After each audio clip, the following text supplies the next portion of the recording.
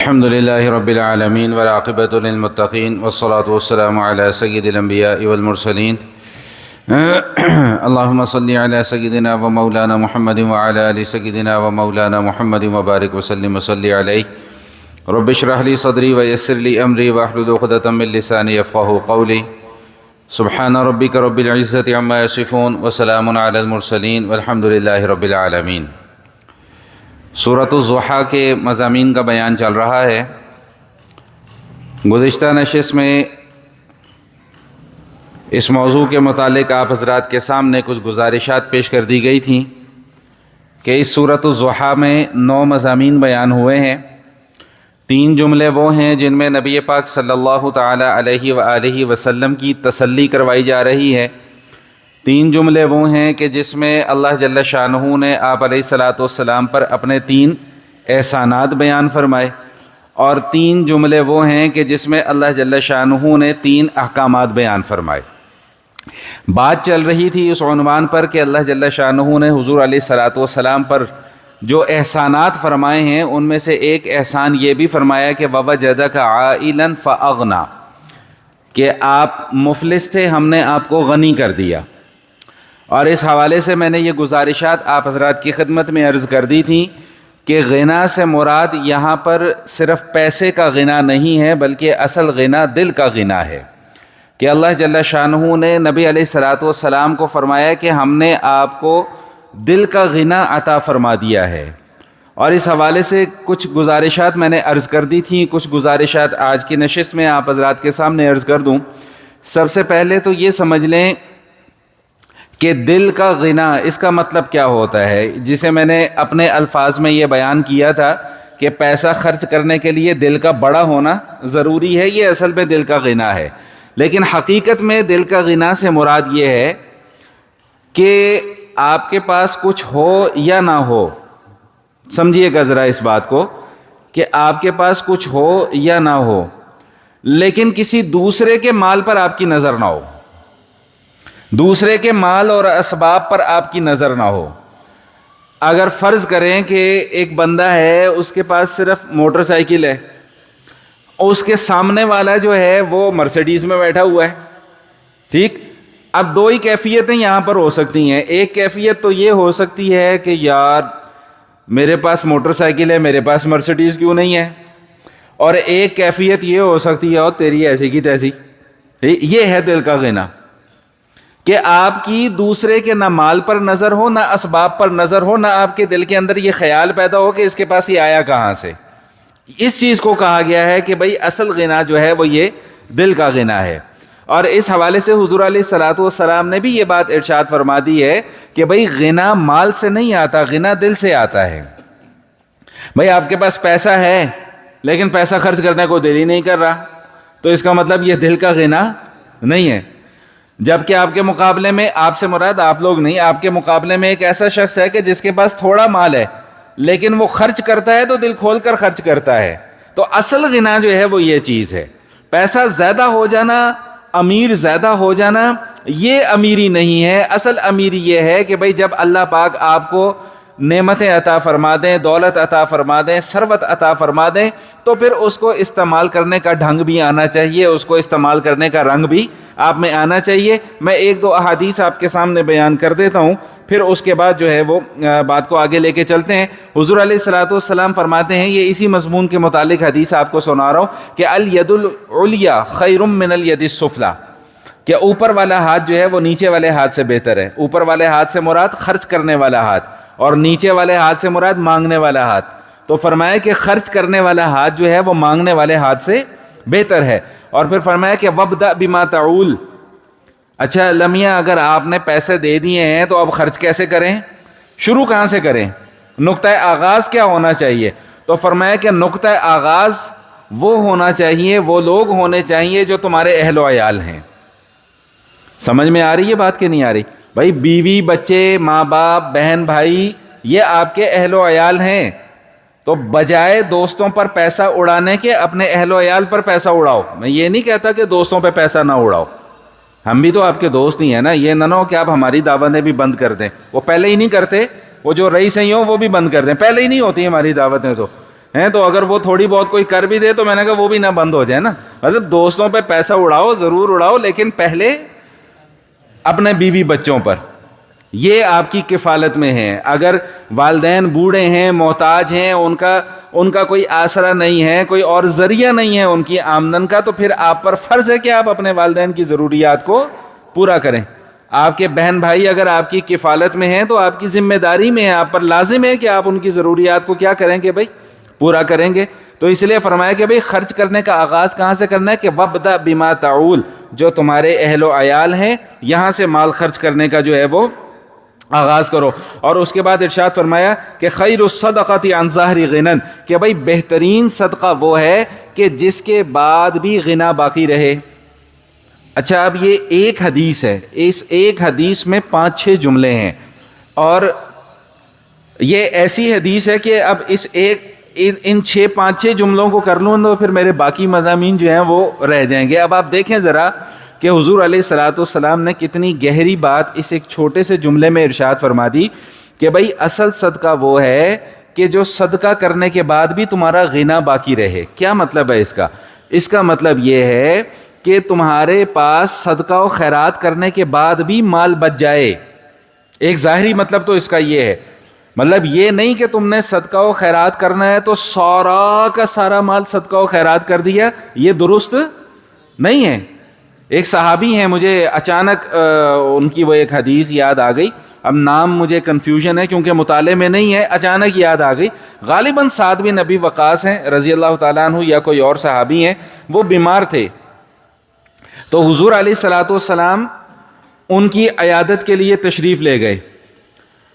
تو حضور علیہ الصلوۃ والسلام جب عیادت کے لیے تشریف لے گئے تو وہ عرض کرنے لگے کہ یا رسول اللہ, مطلب خلاصہ اور مفہوم یہ ہے کہ شاید اب یہ میرا سفر آخرت ہے, تو میں چاہتا ہوں کہ میں اپنا سارا کا سارا مال اللہ کے راستے میں خیرات کر دوں. بھائی جاگ رہے ہیں کہ نہیں جاگ رہے ہیں؟ بھائی میں سارا کا سارا مال اللہ کے راستے میں خیرات کر دوں. تو حضور علیہ الصلوۃ والسلام فرمایا کہ نہیں. انہوں نے کہا جی آدھا کر دوں؟ فرمایا نہیں. انہوں نے کہا جی 1/3 کر دوں؟ کتنا؟ 1/3 کر دوں؟ تو فرمایا کہ بھائی یہ بھی زیادہ ہے. یہ نہیں فرمایا کہ کر دو, فرمایا کہ بھائی یہ بھی زیادہ ہے, بھائی تمہارے بچے ہیں ان کے لیے بھی سنبھال کے رکھو. تو بھائی بات سمجھ میں آ رہی کہ نہیں آ رہی؟ تو اصل صدقہ کیا ہے کہ بھائی آپ صدقہ کرو, لیکن صدقہ اتنا نہ کر دو کہ صدقہ کر کے تو آپ خود غریب ہو گئے, آپ خود محتاج ہو گئے. ایسا صدقہ نہ کرو. اور ایک دوسرا مفہوم اگر اس کے معنوی دوسرے معنی مراد لیے جائیں تو اس سے یہ مفہوم بھی نکل سکتا ہے کہ صدقہ کرنے کے بعد تمہاری اپنی کیفیت یہ نہ پیدا ہو جائے کہ تم اب دوسروں کے صدقے کا انتظار کرنا شروع کر دو. سمجھ میں آ گئی کہ نہیں آ گئی بات؟ تو یہ دیکھیے اللہ کے نبی صلی اللہ علیہ وسلم کتنی گہری بات ارشاد فرما رہے ہیں. پہلا جملہ کیا ارشاد فرمایا کہ بھائی دینے والا ہاتھ لینے والے ہاتھ سے بہتر ہے. دوسرا جملہ کیا ارشاد فرمایا کہ جو تمہارے اہل و عیال ہیں وہاں سے خرچ کرنے کا آغاز کرو. اور تیسرا جملہ کیا ارشاد فرما رہے ہیں کہ بھائی صدقہ و خیرات کرنے کے بعد جو ہے نا اس کے باوجود بھی تم غنی رہو. اس کے بعد جو جملہ ارشاد فرمایا وہ بڑا قابل توجہ ہے. فرمایا کہ جو سوال سے بچنا چاہتا ہے اللہ اسے سوال سے بچا لیتے ہیں. سوال کیا مطلب؟ سوال یہ والا نہیں جو ہم ایک دوسرے سے سوال سے مطلب مانگنا, لوگوں سے مانگنا. ابھی اس پہ بھی آگے بات آ رہی ہے کہ جو شخص خود یہ چاہتا ہے کہ میں لوگوں سے مانگنے سے بچا رہوں اللہ اسے بچا لیتے ہیں. اس لیے ہمیشہ مانگنا کس سے چاہیے؟ اللہ سے. حضور علیہ الصلوۃ والسلام تو صحابہ کرام کی یہ تربیت فرما رہے ہیں کہ تم گھوڑے پر بیٹھے ہوئے ہو, تمہاری گھوڑے پر سے چابک نیچے گر گئی ہے تو وہ بھی کسی سے نہ کہو کہ بھائی اٹھا کے مجھے دے دو, اس کے متعلق بھی اللہ سے ہی سوال کرو. بھائی نہیں پلے پڑ رہی بات. من لم یسأل اللہ یغضب علیہ, ترمذی شریف کی حدیث ہے. بھائی جو اللہ سے سوال نہیں کرتا اللہ اس سے ناراض ہو جاتے ہیں. ہم نے چھوٹے چھوٹے خدا بنا کے رکھے ہوئے ہیں, چھوٹے چھوٹے خدا کہ بھائی یہ بھی اس سے مانگو, یہ اس سے مانگو, یہ اس سے مانگو, یہ اس سے مانگو, اپنی ضرورت اس کے سامنے پیش کرو. لیکن ہماری توجہ کبھی اس چیز کی طرف نہیں گئی کہ ہم ایک مصلی بچھا کے بیٹھ جائیں رات کی تنہائی میں اور اس سے مانگیں جو ان کو بھی دے رہا ہے. تو کیا فرمایا کہ بھائی جو اپنے آپ کو سوال سے بچانا چاہتا ہے اللہ اسے بھی سوال سے بچا لیتے ہیں. اور آخری جملہ اس حدیث کا کیا ارشاد فرمایا؟ آخری جملہ اس حدیث کا یہ ارشاد فرمایا کہ بھائی جو جو اللہ تعالیٰ سے غنا مانگتا ہے اللہ اسے غنی کر دیتے ہیں. اور غنا کا مطلب میں نے کیا بتا دیا کہ بھئی دل کا غنا کا کیا مطلب ہے کہ بھئی دل کے غنا کا مطلب یہ ہے کہ دوسروں کی گاڑی، دوسروں کے بنگلے، دوسروں کے مال، دوسروں کے کپڑے کے اوپر آپ کی نظر نہیں ہونی چاہیے. آپ اپنے آپ میں ایک بادشاہ ہیں، یہ کیفیت ہونی چاہیے. بھئی کسی کے پاس گاڑی ہے تو ہے، میں کیا کروں؟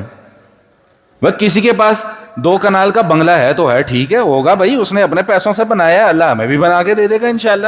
ہے تو بھائی کوئی 2 کنال کے بنگلے کا روب مجھ پر آ کے کیوں جھاڑے؟ کوئی اپنی بڑی گاڑی کا، بڑے عہدے کا، بڑے رتبے کا روب مجھ پر آ کے کیوں جھاڑے؟ یہ چیز ہے اصل غنا، کہ آپ بے پرواہ ہیں دوسرے لوگوں سے، کون کیا کر رہا ہے، کون کیا نہیں کر رہا، مجھے اس کی قطعی طور پہ کوئی فکر نہیں ہے. کسی نے 1 لاکھ کا جوڑا پہنا ہوا ہے، کسی نے 1000 کا جوڑا پہنا. بھائی پہنا ہے تو اپنے لیے پہنا ہے، کو ہمارے لیے تھوڑی پہنا ہے. تو بھائی بات سمجھ میں آ گئی کہ نہیں آ گئی؟ تو کیا ارشاد فرمایا تھا کہ حضور علیہ الصلوۃ والسلام کو جو انعامات اللہ پاک نے احسانات فرمایا کہ وَوَجَدَكَ عَائِلًا فَأَغْنَىٰ، محبوب آپ مفلس تھے، ہم نے آپ کو کیا کر دیا؟ غنی کر دیا. تو 3 احسانات اللہ تعالیٰ نے نبی علیہ الصلوۃ والسلام پر بیان فرمائے. اب آ جائیں 3 احکامات کی طرف. دیکھیں ذرا توجہ رکھیے گا. پہلا احسان کیا تھا؟ الم یجد کا یتیمن فآوا، محبوب آپ یتیم تھے، ہم نے آپ کو ٹھکانہ دیا. سمجھ رہے ہیں بات کو؟ یہ ایک احسان تھا. تفصیل میں نے گزشتہ جمعے میں اس کی آپ کے سامنے بیان کر دی. اب حکم کیا آ رہا ہے؟ حکم یہ آ رہا ہے کہ وَأَمَّا الْيَتِيمَ فَلَا تَقْهَرْ. محبوب کیونکہ آپ نے یتیمی کا درد برداشت کیا ہے، آپ نے یتیمی کو سہا ہے، آپ نے دور یتیمی دیکھا ہے. بھائی سب جانتے ہیں نا کہ حضور علیہ الصلوۃ والسلام کی دنیا میں تشریف آوری سے پہلے نبی علیہ الصلوۃ والسلام کے والد صاحب وفات. اب میں اور آپ یہ بھی اچھے طریقے سے سمجھ سکتے ہیں کہ جو یتیم ہوتا ہے نا، یتیم نابالغ بچہ جس کے والد فوت ہو گئے ہوں. بالغ ہونے کے بعد کوئی یتیم نہیں رہتا. نابالغی کی حالت میں کیا ہوتا ہے بھائی؟ یتیم بچہ جس کے والد کیا ہو گئے ہوں بھائی، فوت ہو گئے ہوں، اس کا کوئی آسرا. میں جب یہ رات کو یہ مضامین اپنے ذہن میں دوڑا رہا تھا نا، تو ایک بات اچانک میرے دل میں آئی. ایسے ہی غلط بھی ہو سکتی ہے، لیکن ایک مثال کے طور پہ سمجھانے کے لیے کہ آپ کسی چھوٹے بچے کو ڈانٹیں گے نا، چھوٹے بچے کو، تو اس چھوٹے بچے کے ذہن میں یہ ہوگا کہ یار میرے پیچھے نا کوئی کھڑا ہونے والا ہے. وہ فوراً کیا کہے گا کہ میں اپنے ابو کو، کیوں بھائی ایسا ہوتا ہے کہ نہیں ہوتا ہے؟ وہ جائے گا، جا کے شکایت بھی لگائے گا اپنے ابا کو کہ ابا جی فلاں نے مجھے ڈانٹا ہے یا فلاں نے مجھے کیوں. اس کے ذہن میں یہ بات، اسے پتہ ہے کہ بھائی میرا بیک اپ پیچھے موجود ہے. لیکن اگر یہی خدا نہ خواستہ کوئی یتیم بچہ ہو، وہ کس کو جا کے کہے گا؟ اسے پتہ ہے کہ میرا تو کوئی پیچھے سننے والا ہے ہی نہیں، میں تو بے آسرا ہوں. تو اس لیے اللہ تعالیٰ نے نبی علیہ الصلوۃ والسلام نے چونکہ یہ دور دیکھا ہوا ہے، یتیمی کا دور کتنا اذیت ناک اور کتنا کرب ناک اور کتنا تکلیف دہ یہ دور ہے، اس لیے اللہ کے حبیب صلی اللہ علیہ وسلم کو حکم کیا دیا جا رہا ہے کہ وَأَمَّا الْيَتِيمَ فَلَا تَقْهَرْ. محبوب اگر کبھی کسی یتیم سے آپ کا واسطہ پڑ جائے تو آپ نے اس کو ڈانٹنا. اچھا اب یہاں پہ ایک بات اور بھی ذہن نشین فرما لیجئے گا کہ قرآن کریم میں تو یہ کہہ دیا گیا کہ وَإِنَّكَ لَعَلَىٰ خُلُقٍ عَظِيمٍ.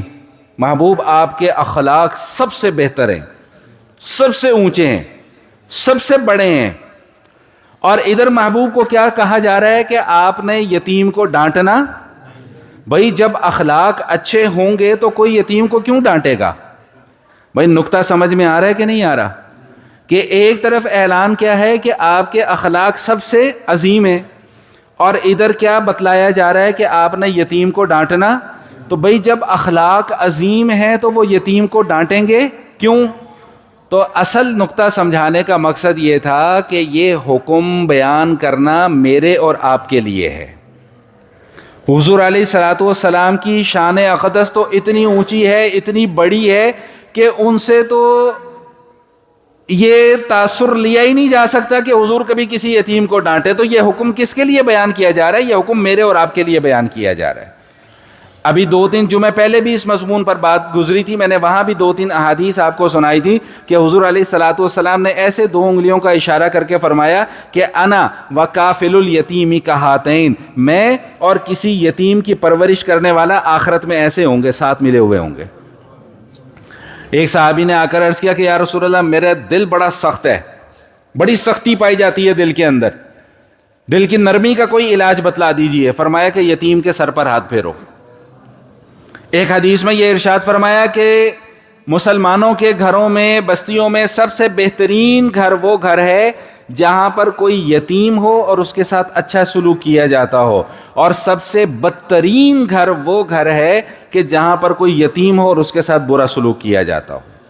قرآن کریم کا آپ مطالعہ کریں نا، قرآن کریم کا جہاں بھی قرآن کریم نے حقوق ادا کرنے کی بات کی ہے نا، تو وہاں پر مساکین کے ساتھ یتامہ کا لفظ بھی ضرور ذکر کیا ہے کہ اگر کبھی زندگی میں کئی ایسا موقع آ جائے کہ کوئی یتیم تمہارے سامنے آ جائے تو نہ اس کو ڈانٹنا ہے، نہ اس کے اوپر سختی کرنی ہے، نہ اس کے ساتھ برا سلوک کرنا ہے، بلکہ اپنی حیثیت کے مطابق جتنا ہو سکے اس کے ساتھ حسن سلوک کرنا ہے. تو پہلا حکم کیا آ گیا کہ فَأَمَّا الْيَتِيمَ فَلَا تَقْهَرْ، کہ محبوب آپ نے یتیم کے ساتھ سختی نہیں کرنی.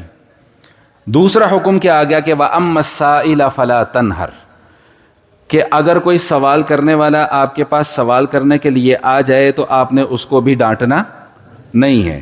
اب اس بات کو ذرا سمجھ لیں، یہ سوال کرنے والا کون ہے؟ یہ وہ سوال نہیں کہ کوئی میتھ کا سوال لے کے میرے پاس آ جائے کہ بھائی یہ فزکس ہے مجھے سمجھا دو. بھائی مجھے کہیں میں کیسے فزکس آپ کو سمجھاؤں؟ تو آپ کہیں جی آپ تو قرآن کی آیت کے خلاف کر رہے ہیں. بھائی یہ وہ والا سوال نہیں ہے. اس سوال سے مراد یہ ہے کہ لوگوں سے جا کر مانگنا، اپنی ضروریات کا جا کر مانگنا، جیسے یہ بھکاری لوگ مانگتے ہیں. اب اس مسئلے کو ذرا اچھے طریقے سے سمجھ لیں. پہلے ذرا یہ سمجھ لیں کہ وَأَمَّا السَّائِلَ فَلَا تَنْهَرْ، کہ بھائی اگر کوئی سائل آپ کے پاس آ جائے تو آپ نے اس کو ڈانٹنا نہیں ہے. سورہ بقرہ کے اندر بھی یہ مضمون بیان ہوا. سورہ بقرہ میں اللہ پاک نے ارشاد فرمایا قَوْلٌ مَعْرُوفٌ خَيْرٌ مِّن صَدَقَةٍ يَتْبَعُهَا أَذًى، کہ بھائی وہ صدقہ جو دوسروں کو تکلیف دینے کا سبب بنے اس سے بہتر یہ ہے کہ اچھی بات کہہ کے جان چھڑا لو. ہمارے پاس کوئی اگر فقیر آ جاتا ہے مانگنے کے لیے، کوئی بھکاری آ جاتا ہے مانگنے کے لیے، تو ہم کیا جملہ بولتے ہیں؟ بھائی سارے بولیں اللہ بھلا کرے. تو یہ اللہ بھلا کرے ایک اچھا جملہ ہے نا. تو یہ اللہ بھلا کہہ کے کر کے جان چھڑا لو، بجائے اس کے کہ یا تو اسے ڈانٹنا شروع کر دو، یا اگر وہ واقعی ضرورت مند ہو تو اس کی ضرورت کو پورا کرنے کے بعد 2 سال کے بعد اسے یاد کروانا شروع کر دو. وہ یاد نہیں میں نے 2 سال پہلے تیرے ساتھ کیا کیا تھا؟ وہ تجھے یاد نہیں میں نے فلاں وقت میں تیری مدد کی تھی؟ میں اس موضوع پر پہلے بھی کئی مرتبہ بات کر چکا ہوں، لیکن اب چونکہ دوبارہ آ گیا دوبارہ بات کر رہا ہوں. یاد رکھیے گا اگر کسی کے ساتھ اللہ پاک نے احسان کرنے کا موقع دے دیا ہے تو احسان جتلا کر اپنا ثواب ضائع نہ کریں. نبی پاک صلی اللہ علیہ وآلہ وسلم ارشاد فرماتے کہ 3 قسم کے لوگ ایسے ہوں گے کہ قیامت والے دن اللہ تعالیٰ ان کی طرف نظر شفقت، نظر رحمت نہیں فرمائیں گے. ان میں سے ایک یہ بھی ہے المنان، احسان جتلانے والا. تو قرآن کیا کہہ رہا ہے کہ قول معروف خیر من صدقۃ یتبعها اذى. بھائی اگر کوئی تمہارے پاس مانگنے کے لیے آ گیا اور تمہارے پاس ابھی دینے کو کچھ بھی نہیں ہے تو اچھی بات کر دو، اسے جان چھڑا لو، اس سے کہہ دو بھائی معاف کر دو، بھائی ابھی میرے پاس نہیں ہے، اللہ بھلا کرے. اچھا اب مصیبت یہ بن گئی ہے، اب یہ باتوں سے نا باتیں چل نکلیں گی اب بلا وجہ. اب مصیبت یہ بن گئی بھی ہے کہ یہ جو بھکاری لوگ ہیں، پیشہ ور، یہ جو پیشہ ور، یہ کمبخت ایسے ہیں کہ یہ جان چھوڑنے کو تیار نہیں. ادھر سے آ کے گاڑی کا شیشہ پہ جائیں گے، ادھر سے آپ نے معذرت کر لی تو دوسری طرف آ جائیں گے. ان کے متعلق بھی قرآن پاک نے ارشاد فرما دیا کہ لا یسألون الناس الحافا. یہ جو چمٹ کے جو لوگوں سے مانگتے ہیں نا، یہ ایسا نہ کیا کرو، یہ جائز نہیں ہے. ابھی میں اس کے اوپر انشاءاللہ تفصیل سے بات کرنے کے لیے آ رہا ہوں کہ کس کس کے لیے مانگنا جائز ہے اور کس کس کے لیے مانگنا جائز نہیں ہے. 2 پہلو ہیں اس گفتگو کے، یہ یاد رکھیے گا. ایک پہلو ہے مانگنے والے کا، ایک پہلو ہے دینے والے کا. دونوں پہلوؤں کو غور میں رکھیں گے تو انشاءاللہ بات سمجھ میں آ جائے گی. مانگنے والے کا، دینے والے کے لیے پہلو کیا ہے کہ حضور علیہ الصلوۃ والسلام فرماتے ہیں کہ اگر کوئی گھوڑے پر سوار ہو کر بھی تمہارے پاس آ جائے مانگنے کے لیے تو اسے دے دو. اب بھائی گھوڑے پر کوئی سوار ہو کر آ رہا ہے تو وہ کوئی غریب آدمی تو بولیں بھائی نہیں ہوگا نا, اس وقت گھوڑا آج کی گاڑی. تو حضور کیا فرما رہے ہیں کہ بھائی اگر کوئی گھوڑے پر بھی سوار ہو کے آ رہا ہے مانگنے کے لیے تو دے دو, حق ہے اس کا. اور دوسری طرف مانگنے والے کا پہلو یہ ہے کہ اللہ کے نبی صلی اللہ علیہ وسلم ارشاد فرما رہے ہیں کہ جو شخص صرف لوگوں سے اس لیے مانگ رہا ہے کہ میرے پاس مال زیادہ اکٹھا ہو جائے, تو ارشاد فرمایا کہ وہ آگ کے انگارے اکٹھے کر رہا ہے. اب اس کی اپنی مرضی ہے, چاہے زیادہ کر لے چاہے کم کر لے. دونوں پہلو بتا دیے ہیں. مانگنے والے کے لیے مانگنا جائز بولیں بھائی نہیں ہے, لیکن اگر کوئی مانگنے آ جائے تو دینے والے کے لیے کیا حکم ہے کہ یا تو اسے دے دو یا اچھے طریقے سے اسے کیا کر دو بھائی, رخصت کر دو. ڈانٹنے کی اجازت نہیں ہے. میرا خیال ہے بات سمجھ میں آ گئی ہوگی, دونوں پہلو سمجھ میں آ گئے ہوں گے. ایک حدیث آپ کو اور سناتا ہوں, بلکہ 2 حدیثیں آپ کو سناتا ہوں, پھر آپ کو مزید اس مسئلے کی جو ہے وہ وضاحت ہو جائے گی. ایک صحابی حضرت قبیصہ یا قبیصہ رضی اللہ تعالی عنہ, وہ ایک مرتبہ نبی علیہ الصلوۃ والسلام کی خدمت میں حاضر ہوئے اور آ کر عرض کرنے لگے کہ یا رسول اللہ صلی اللہ علیہ وآلہ وسلم, میں ایک معاملے میں پھنس گیا ہوں. میں حدیث کا مفہوم آپ کو بتا رہا ہوں. بھائی جاگ جاؤ بھائی, سونے والے جاگ جاؤ. اچھا یہ ایک مسئلہ مجھے یاد آ گیا, پہلے بھی میں نے بتایا تھا. یہ مولوی صاحب ذرا گوٹ مار کے دکھانا ذرا. ہاں یہ ایسے یہ بھائی جمعے والے دن اس طرح بیٹھنا جائز نہیں ہے. یہ گوٹ مار کے بیٹھنا جسے کہتے ہیں, ایسے کر کے. او بھائی پنڈی آ گیا, پنڈی. ہاں تو یہ گوٹ مار کے بیٹھنا جو ہے نا, یہ جمعے والے دن جائز بولیں بھائی, احتیاط کیا کریں. ٹھیک ہے, گرمی لگ رہی ہے تو پنکھے چلوا دیں, ہیں جی؟ نہیں مجھے لگ رہا ہے نا کہ سب کو روزہ لگ رہا ہے, تو میں نے کہا پنکھے چلوا دیں ذرا, مزید نیند آنا شروع ہو جائے گی. اچھا حدیث کا مفہوم آپ کو سنا رہا ہوں. ایک قبیصہ یا قبیصہ رضی اللہ تعالیٰ عنہ نبی علیہ الصلوۃ والسلام کی خدمت میں حاضر ہوئے اور آ کر عرض کرنے لگے کہ یا رسول اللہ ایک معاملے میں پھنس گیا ہوں. معاملہ یہ ہوا ہے کہ ایک بندے نے کسی کا قرض دینا تھا, میں اس کا ضامن بن گیا ہوں, میرے پاس پیسے نہیں ہیں. حضور علیہ الصلوۃ والسلام نے فرمایا کہ قبیصہ ذرا صبر کرو, ہمارے پاس کوئی صدقہ وغیرہ آ جاتا ہے, کوئی مال آ جاتا ہے تو ہم تمہیں دے دیتے ہیں. اور اس کے بعد حضور علیہ الصلوۃ والسلام نے ارشاد فرمایا کہ اے قبیصہ ہمیشہ یاد رکھنا, صرف 3 قسم کے لوگ ایسے ہیں جن کے لیے سوال کرنا جائز ہے, اس کے علاوہ کسی کے لیے سوال کرنا جائز نہیں ہے. پہلی قسم وہ شخص کہ جس پر کوئی بھاری قسم کا زمان پڑ گیا ہو, بوجھ پڑ گیا ہو, نقصان جس کے پیٹے پڑ گیا ہو, اور اس کے پاس اس نقصان کو پورا کرنے کے لیے کچھ بھی نہیں ہے, اس کے لیے اجازت ہے کہ وہ لوگوں سے مانگ سکتا ہے. لیکن جو اصل نقطہ اس حدیث میں بیان کرنے کا ہے وہ یہ کہ بھائی جب اس کی ضرورت پوری ہو جائے تو اللہ کے نبی صلی اللہ علیہ وسلم فرمایا کہ بھائی اس کے بعد دوبارہ یہ حرکت. اتنا برا ہے شریعت کے اندر لوگوں سے مانگنا, اتنا ناپسندیدہ ہے کہ ضرورت ہے اس بندے کو. فرمایا کہ بھئی بقدر ضرورت اسے مانگنے کی اجازت ہے, لیکن جب ضرورت پوری ہو جائے تو پھر دوبارہ یہ حرکت نہ کرے. دوسرے نمبر پہ فرمایا کہ بھئی کوئی ایسا شخص کہ کوئی آفت آ گئی اور اس کا سارا گھر بار مال و اسباب تباہ ہو گیا, اب اس کے لیے اجازت ہے کہ وہ لوگوں سے اپنی ضرورت کو پورا کرنے کے لیے سوال کر سکتا ہے, لیکن جب ضرورت پوری ہو جائے تو پھر مانگنے کی اجازت نہیں ہے. اور تیسرے نمبر پہ فرمایا کہ وہ شخص کہ جو فقر و فاقے میں مبتلا ہو اور اس کے محلے والے, اس کے علاقے والے جو قریب سے اسے جانتے ہیں وہ گواہی دے دیں اس کے متعلق کہ ہاں بھائی یہ واقعی یہ بندہ مستحق ہے. اب اس جملے میں جو نقطہ غور طلب ہے وہ یہ کہ وہ اپنے منہ سے کسی کو نہیں بتا رہا کہ میں ضرورت مند ہوں, لوگوں نے اس کی حالت کو دیکھ کر یہ اندازہ لگا لیا کہ یار یہ واقعی کیا ہے بھائی، ضرورت مند ہے. تو فرمایا کہ یہ 3 قسم کے لوگ ایسے ہیں کہ جن کے لیے سوال کرنا جائز ہے. اور اس کے بعد یہ جملہ ارشاد فرما دیا کہ اے قبیصہ، اگر ان 3 قسم کے لوگوں کے علاوہ کوئی شخص لوگوں سے مانگتا ہے، سوال کرتا ہے، تو وہ حرام کر رہا ہے، اور اگر اس نے کچھ مال اکٹھا کر لیا تو وہ حرام کھا رہا ہے. اتنا ناپسندیدہ عمل ہے شریعت کی نظر میں یہ لوگوں سے جا کر ان کے سامنے رونا پٹنا مچانا. اب آج کل ایک اس کی نئی شکل بھی آ گئی ہے، ایک نئی شکل بھی آ گئی ہے. آپ کسی سے جا کے پوچھیں بھائی صاحب کیسے حال چال ہیں آپ کے، جو سفید پوش ہوگا وہ کیا کہے گا؟ الحمدللہ، اللہ کا شکر، میں بالکل عافیت کے ساتھ ہوں، ٹھیک ہوں، کھا رہا ہوں، پی رہا ہوں، چل رہا ہوں، دوڑ رہا ہوں، بھاگ رہا ہوں، سارے کام کر رہا ہوں. اب مانگنے کی ایک نیا ٹرینڈ کیا آ گیا. آپ کسی سے جا کے پوچھیں بھائی صاحب کیسے حال ہیں؟ بس یار بڑے برے حالات چل رہے ہیں، خرچے ہی نہیں پورے ہونے پہ آ رہے یار. او بچوں کی فیس جمع کرانی تھی، پیسے آتے ہی نہیں انتظام ہو رہا. او فلاں کام کرنا سی، رولا ہی پہ گیا جی. او کام کرنا سی، خرچے ہی نہیں. وہ 24 گھنٹے. یاد رکھیے گا کہ جس بندے کی یہ رونے پٹنے کی عادت ہوتی ہے نا، وہ ساری زندگی اسی طرح روتا پٹتا رہتا ہے. یہ بات ہمیشہ یاد، اس کی کبھی اللہ ضروریات پوری کرتا ہی نہیں. کیوں؟ یہ رونا پٹنا ناشکری کی بنیاد پر ہے.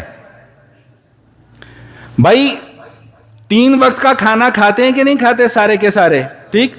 اگر کسی دن 2 وقت کا کھانا ملا تو کیا اب اللہ سے گلے شکوے کرنا شروع کر دیں؟ اس بات پر شکر ادا نہیں کر رہے کہ یا اللہ 2 وقت کا تو مل رہا ہے،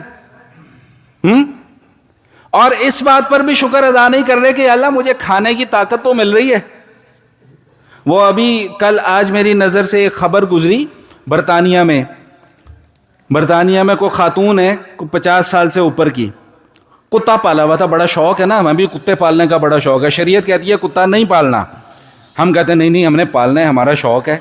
اللہ کے نبی کہتے ہیں کتا پالنا جائز نہیں، ہم کہتے ہیں نہیں ہم تو یوں کر رہے ہیں اور یوں کر رہے ہیں. خیر، اس کو کوئی ہاتھ میں زخم ہو گیا. وہ زخم چھوٹا سا زخم اس کے کتے نے چاٹ لیا. آج ہی میں نے پڑھی ہے یہ خبر.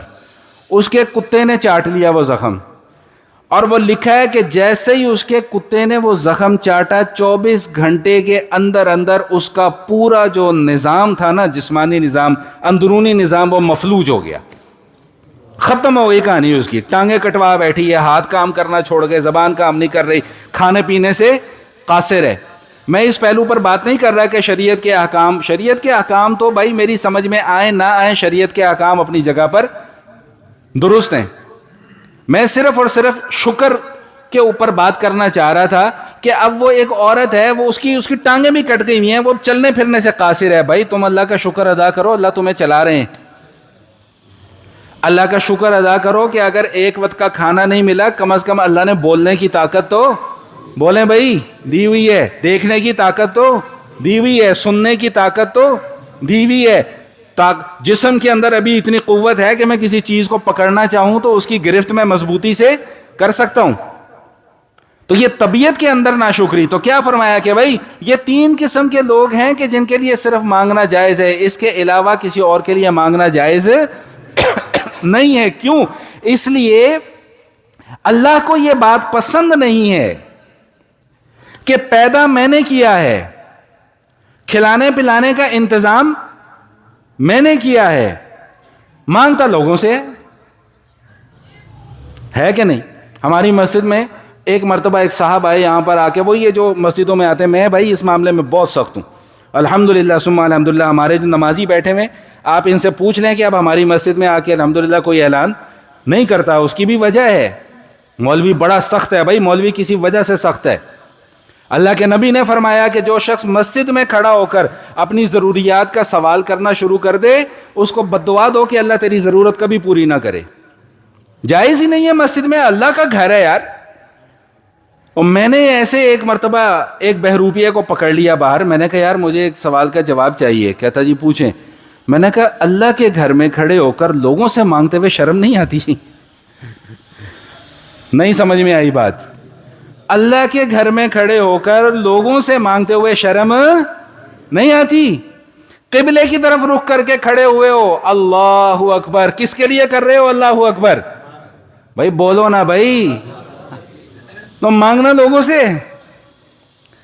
اہدنا الصراط المستقیم صراط الذین انعمت علیہم پڑھ رہے ہو، قل هو اللہ احد پڑھ رہے ہو، سبحان ربی الاعلیٰ، اللہ میاں آپ سب سے بڑے ہیں، سبحان ربی العظیم، اللہ میاں آپ جیسا کوئی نہیں، آپ بہت برتر ہیں، بہت بزرگ ہیں، اور 10 آنے کی ضرورت پڑ گئی تو کبھی اس کے پیچھے، تو کبھی اس کے پیچھے، تو کبھی اس کے پیچھے، تو کبھی اس کے پیچھے۔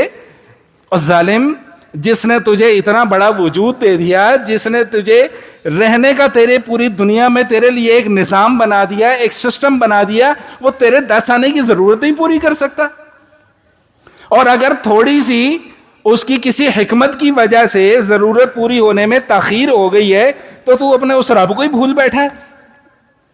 تو کیا فرمایا کہ بھائی 3 قسم کے لوگ ہیں، میں واپس اپنے مضمون کی طرف آ رہا ہوں، جن کے لیے صرف سوال کرنا جائز ہے، ان کے علاوہ کسی اور کے لیے سوال کرنا جائز نہیں ہے۔ ایک حدیث اور سماعت فرما لیں، انشاءاللہ پھر بات مزید جو ہے وہ واضح ہو جائے گی۔ حضور علیہ الصلوۃ والسلام نے ارشاد فرمایا، سنیے گا ذرا، حضور علیہ الصلوۃ والسلام نے ارشاد فرمایا کہ مسکین وہ نہیں ہے جو لوگوں کے ارد گرد چکر لگائے۔ بھائی لوگوں کو اپنی کہانیاں سناتا پھرے، میں مر گیا جی، میں غریب ہو گیا جی، میرا کاروبار تباہ ہو گیا جی، میں لٹ گیا جی، میں برباد ہو گیا جی، او فلاں میرے نہ لنچ کر گیا ہے۔ لوگوں کو اس کے پاس جا رہا ہے، اس کو کہانی سنا رہا ہے، اس کے پاس جا رہا ہے۔ بعض لوگوں کی عادت ہوتی ہے نا ہر کسی کے سامنے جا کے اپنا رونا پٹنا سنانا، تو اللہ کے نبی صلی اللہ علیہ وسلم فرماتے ہیں کہ یہ مسکین نہیں ہوتا، ہماری زبان میں اسے کیا کہتے ہیں بھائی؟ بہروپیہ، 2 نمبر۔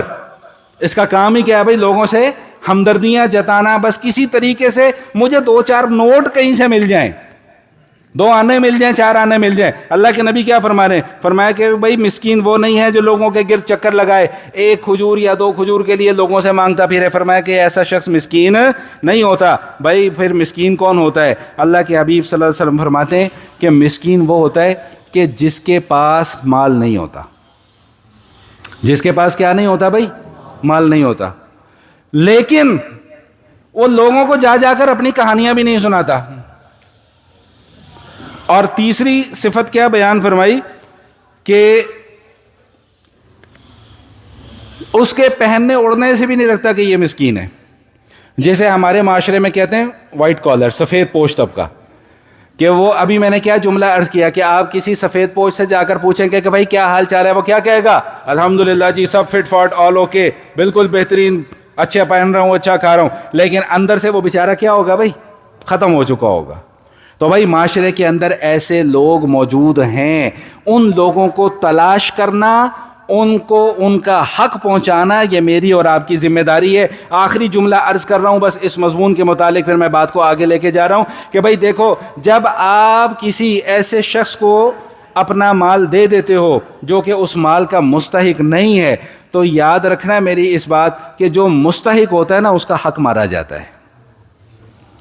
آپ نے غیر مستحق کو دیکھ کر کیا کر دیا بھائی؟ مستحق کا حق مار دیا۔ تو بہرحال بھائی بات کہاں سے چلی تھی؟ فرمایا کہ وَأَمَّا السَّائِلَ فَلَا تَنْهَرْ، کہ بھائی اگر کوئی سائل آپ کے پاس سوال کرنے کے لیے آ جائے تو بھائی اس کو ڈانٹنا نہیں ہے۔ اگر آپ کے پاس دینے کو کچھ نہیں ہے تو بھائی پیار محبت کے ساتھ اسے اپنی جان کیا کر لو بھائی؟ چھڑا لو۔ اور آخری جملہ کیا شاعر فرمایا کہ وَأَمَّا بِنِعْمَةِ رَبِّكَ فَحَدِّثْ۔ یہ تیسرا حکم کیا آیا کہ بھائی اگر اللہ تعالیٰ نے کوئی نعمت دی ہے تو اس نعمت کا اظہار ہونا چاہیے۔ اس نعمت کا کیا ہونا چاہیے بھائی؟ اظہار ہونا چاہیے۔ لیکن نعمت کے اظہار کے بھی کچھ آداب ہیں، میں بس مختصر سی اس پہ بات کر کے بات کو ختم کرتا ہوں۔ ایک حدیث سنا دیتا ہوں آپ کو۔ ایک حدیث، ایک صحابی آئے نبی علیہ الصلوۃ والسلام کی خدمت میں، تو بیچاروں کی بڑی بری حالت، نہ کوئی ڈھنگ کے کپڑے، نہ کوئی ظاہر سے ایسا لگے کہ جیسے کوئی بڑا ہی یتیم، بڑا ہی مسکین، کوئی بڑا ہی فقیر بندہ ہے۔ تو حضور علیہ الصلوۃ والسلام نے ان کو دیکھا اور فرمایا کہ بھائی تمہارے پاس کوئی پہننے پوننے کے کوئی کپڑے شپڑے نہیں ہیں اچھے؟ میں کہا یا رسول اللہ کھاتا پیتا بندہ ہوں میں تو، میرے پاس تو اونٹ بھی ہیں، گھر بھی ہے، کپڑے بھی ہیں، سب کچھ ہے۔ اور فرمایا کہ پھر اپنی حالت ایسی کیوں بنائی ہوئی ہے؟ بھائی اللہ پھر یہ جملہ ارشاد فرمایا کہ اللہ تعالیٰ اس چیز کو پسند فرماتے ہیں کہ اگر اللہ تعالیٰ نے اپنے بندے کو کوئی نعمت دی ہے تو اس نعمت کے آثار اس کے جسم کے اوپر نظر آنے چاہیے۔ اگر اللہ تعالیٰ نے اچھا کپڑا پہننے کو دیا ہے تو لوگوں کے سامنے غریب بننے اور معصوم بن کر جو ہے وہ پھٹے پرانے کپڑے پہننا یہ جائز نہیں ہے۔ ہاں، ادب صرف یہ ہے کہ دو چیزیں نہیں ہونی چاہیے، دو چیزیں نہیں ہونی چاہیے، ایک نمود و نمائش اور ایک تکبر۔ ایک حدیث آپ پہلے بھی کئی مرتبہ سن چکے ہیں، پڑھ بھی چکے ہیں کہ ایک صحابی نبی علیہ الصلوۃ والسلام کی خدمت میں حاضر ہوئے اور آ کر عرض کرنے لگے کہ یا رسول اللہ، میرا بڑے اچھے کھاتے پیتے لوگوں میں اٹھنا بیٹھنا ہے، تو وہ جوتے بوتے بھی بڑے قیمتی ہوتے ہیں، لباس بھی بڑا قیمتی ہوتا ہے، تو یا رسول اللہ کیا میرے لیے وہ لباس پہننا جائز ہے؟ کیا ان کھاتے پیتے لوگوں کے ساتھ اٹھنا بیٹھنا میرے لیے جائز ہے؟ فرمایا بالکل جائز ہے، اچھا لباس بھی پہن سکتے ہو، قیمتی جوتے بھی پہن سکتے ہو، لیکن ایک بات یاد رکھنا، میں حدیث کا مفہوم اپنے انداز میں عرض کر رہا ہوں، انشاءاللہ بات سمجھ میں آ جائے گی۔ فرمایا بھائی ایک بات یاد رکھنا، گردن میں سریا نہیں آنا چاہیے۔ سمجھ میں آ گئی بات؟ بھائی گاڑی ہے الحمدللہ، گردن میں سریا لانے والی کوئی بات؟ بھائی آپ نے خریدی ہے، اپنے پیسوں سے خریدی ہے نا، دوسروں کو دکھانے کے لیے تو نہیں خریدی، اپنے استعمال کے لیے خریدی ہے نا۔ بھائی جا رہے ہو پنڈی، جا رہے ہو اسلام آباد، جا رہے ہو کاغان، جا رہے ہو ناران، جا رہے ہو تو اپنے استعمال کے لیے نا، اس کا دوسروں پہ روب جھاڑنے کا کیا مقصد ہے بھائی؟ ٹھیک تو بات سمجھ میں آگے کہ نہیں آگے؟ تو بھائی اللہ تعالیٰ نے جو نعمت دی ہے اس نعمت کا کیا کرنا چاہیے بھائی؟ اظہار کرنا چاہیے۔ یہ سورۃ الضحیٰ کے مضامین تھے جو آپ حضرات کے سامنے میں نے بیان کر دیے۔